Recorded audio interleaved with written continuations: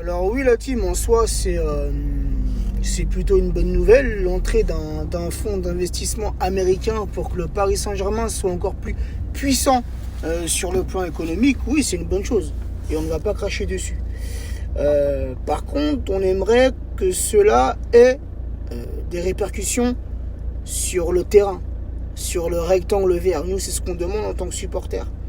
Que le club rayonne à l'international, et surtout depuis l'arrivée du Qatar, qui ont injecté énormément d'argent. Maintenant, le Paris Saint-Germain, c'est connu dans le monde entier, c'est devenu une marque internationale. Et c'est une bonne chose en soi. On ne crache pas sur ça, jamais. On n'est pas ingrat en tant que supporter. Et on remercie le Qatar pour tout ce qu'il a fait.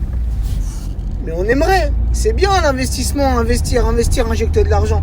Et on aimerait, encore une fois, qu'il y ait des répercussions sur le terrain.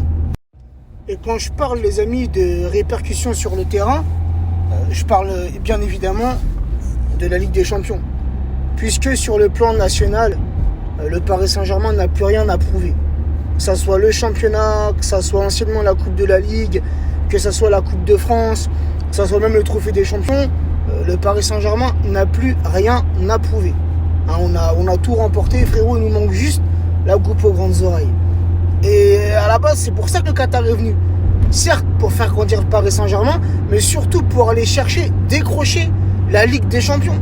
Et on le voit, depuis 2012, depuis que le Qatar a racheté le Paris Saint-Germain, on a investi de l'argent sur des joueurs, on a fait venir les meilleurs joueurs au monde.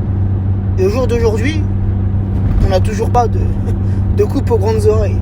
Donc quand je parle de répercussions sur le terrain, je parle de ça, la team.